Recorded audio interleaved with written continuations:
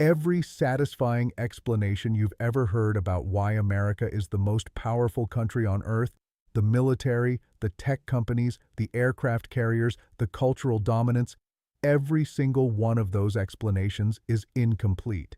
Because underneath all of it, holding the entire structure together like the foundation under a skyscraper, sits one arrangement that almost nobody talks about. And that arrangement is dying. I'm not going to tell you America is finished. That's not what this video is. This is not political commentary, and it is not a conspiracy theory. What this is a structural analysis of the single most important financial system of the last 50 years, the petrodollar, and the 5 forces that are dismantling it right now, in real time, while most Americans are still arguing about gas prices without understanding where gas prices actually come from. By the end of this video, you will understand how the US dollar became the most powerful currency in human history, why that power is now eroding from 5 directions simultaneously, and what it means, specifically and personally, for your savings, your mortgage, your grocery bill, and the long-term purchasing power of every dollar sitting in your bank account. 5 forces. Let's walk through them. Before we get into the 5 forces, you need to understand the system they are attacking. Because most Americans benefit from the petrodollar every single day without knowing it exists. In 1944, Allied leaders gathered at Bretton Woods, New Hampshire, and built the financial architecture for the post-war world. The US dollar became the world's reserve currency, backed by gold at $35 per ounce. That system held for 27 years. Then in 1971, Richard Nixon took the dollar off the gold standard entirely. Overnight, the currency that ran the world was no longer backed by anything physical. The question was immediate. Why would any country keep using a currency backed by nothing? The answer arrived in 1974 through a deal between Henry Kissinger and the Saudi royal family. Saudi Arabia agreed to price all oil exports exclusively in US dollars. In return, the United States guaranteed Saudi military security. The other Gulf states followed. And suddenly every country on earth that needed oil, which was every country on earth, had to acquire US dollars first. That single arrangement created permanent artificial demand for the dollar across the entire global economy. Central banks from Tokyo to Berlin held massive dollar reserves just to keep their energy supply flowing. Those dollars cycled back into American Treasury bonds, funding U.S. government spending at rates no other nation could match. The International Monetary Fund confirms that today, the dollar accounts for roughly 59% of all global foreign exchange reserves. No other currency comes close. That 59% is not a reflection of how productive the American economy is. It is a reflection of how effectively the petrodollar forces the entire world to use the dollar whether they want to or not. The American government runs deficits that would bankrupt any other nation because there is always a buyer for its debt, not out of confidence, but out of structural necessity. That is the system, and it is under attack from 5 directions at once. Force 1. China is building a parallel financial universe. China is not trying to replace the dollar overnight. What China is doing is far more patient and far more dangerous, building an entirely separate set of financial pipes that allow countries to trade and settle transactions without touching the dollar at all. The Cross-Border Interbank Payment System, CIPS, is China's answer to SWIFT, the Western-controlled network that handles the vast majority of international financial transactions. When the US and Europe cut Russia off from SWIFT after the 2022 invasion of Ukraine, it was the financial equivalent of severing a country's arteries.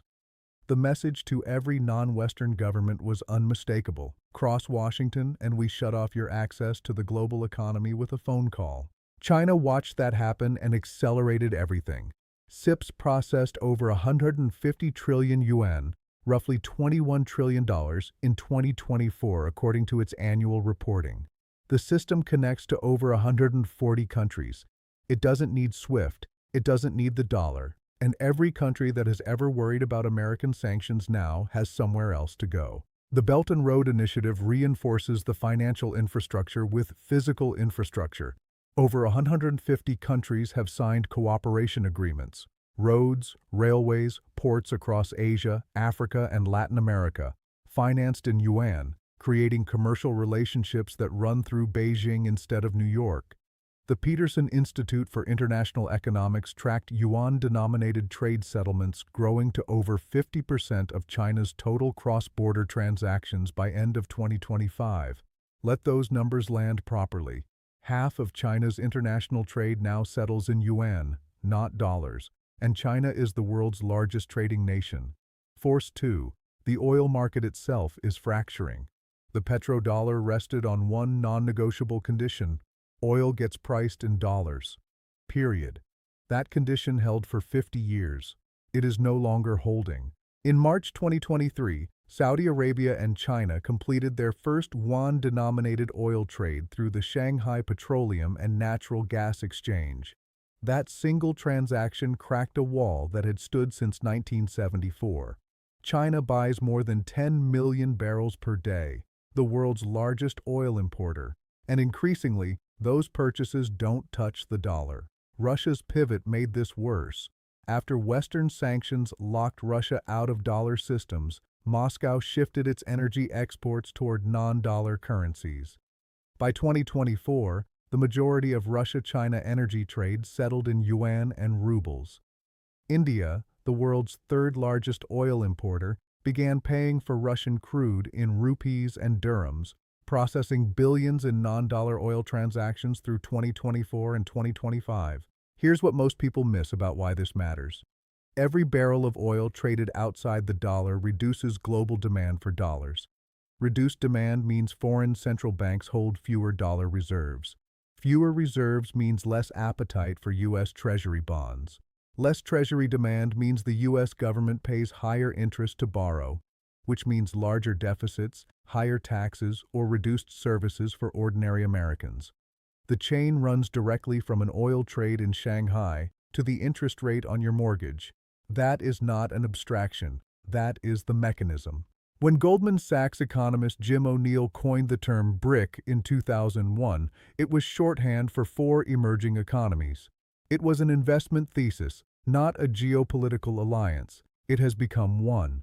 The 2024 expansion brought the alliance to BRICS Plus, adding Egypt, Ethiopia, the UAE, Saudi Arabia, and Iran.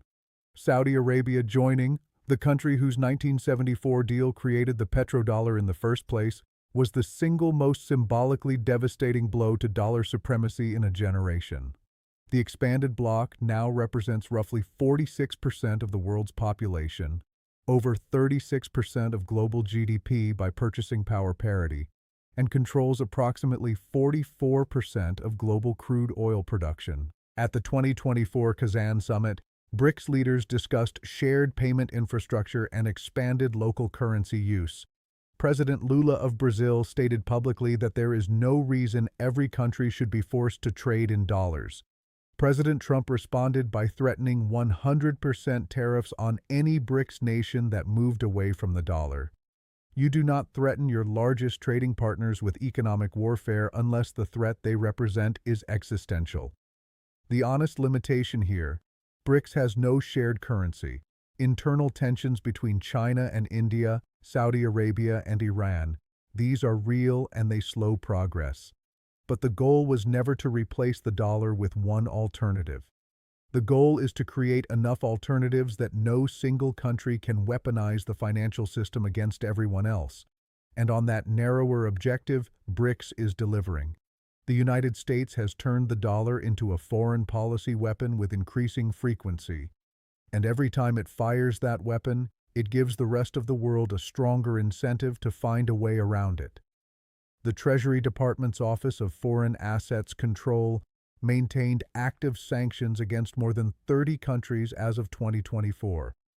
The Atlantic Council documented over 13,000 individually designated entities under U.S. sanctions. Each time Washington sanctions a new country, it doesn't just punish that target. It signals to every other country that they could be next. Daniel McDowell, a political scientist at Syracuse University and author of Bucking the Buck, put the dynamic plainly. The overuse of financial sanctions accelerates the very de-dollarization trends Washington fears most. The sanctions become a recruitment tool for the alternative system. After Western nations froze roughly $300 billion of Russia's reserves in 2022, every central banker on the planet recalculated their own exposure. Central bank gold purchases hit record levels.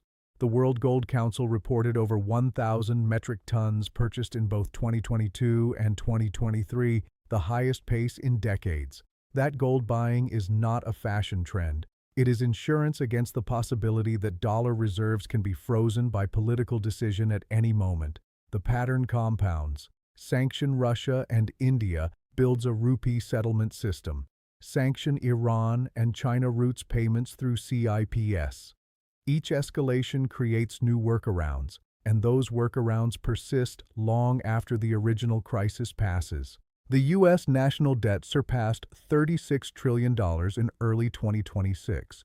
The Congressional Budget Office projects annual interest payments exceeding $1 trillion, consuming roughly 15 to 16% of all federal revenue. For the first time in American history, the government spends more servicing its debt than on national defense. That debt has been sustainable for one reason. The petrodollar guarantees the world needs dollars, and therefore needs treasury bonds, and therefore the U.S. government borrows cheaply. The moment structural demand weakens, borrowing costs rise, deficits widen, and the fiscal equation changes. The shift is already measurable. Foreign holdings of U.S. treasuries peaked at approximately 34% of total outstanding debt in 2015. By 2024, that share fell below 24%. Japan and China, the two largest foreign holders, have been net sellers for multiple consecutive years. China reduced its official holdings below $800 billion, the lowest in over 15 years. Larry Fink, CEO of BlackRock, the world's largest asset manager at roughly $10 trillion, stated in his 2025 annual letter that America risks losing reserve currency status if it does not control its debt trajectory. When the center of the financial establishment says the foundation is cracking, that is not a fringe opinion. Now step back from all five forces and look at what they form together. Because individually, any one of these pressures would be manageable. China's payment system alone doesn't kill the dollar. BRICS alone doesn't kill the dollar. But all five running simultaneously, reinforcing each other, accelerating each other, that is a different equation. China's CIPS gives sanctioned countries an escape route, which makes sanctions less effective, which encourages more countries to join alternatives, which reduces dollar demand, which raises U.S. borrowing costs, which worsens the debt spiral, which further erodes confidence. Each force strengthens the others. And no single policy response addresses more than one at a time. This is a system. And systems are substantially harder to defeat than individual threats. This connects directly to your kitchen table. The petrodollar is the reason a dollar in your wallet buys what it buys. When the world holds dollars, the dollar stays artificially strong. A strong dollar means cheap imports, your electronics, your clothes, your medication. It means cheap government borrowing, which keeps taxes lower and funds programs millions depend on. It means lower mortgage rates. Every crack in that system flows downstream to your household. A weaker dollar means pricier imports. Pricier imports mean higher costs at every store you walk into. Higher borrowing costs mean either higher taxes or fewer services. The Federal Reserve estimated in 2024 that dollar reserve status saves the average American household between $500 and $750 per year. Lose that advantage and you don't see it on the news. You feel it at the checkout counter, at the pump, in the interest rate on your next car loan. The honest assessment, the dollar is not disappearing tomorrow.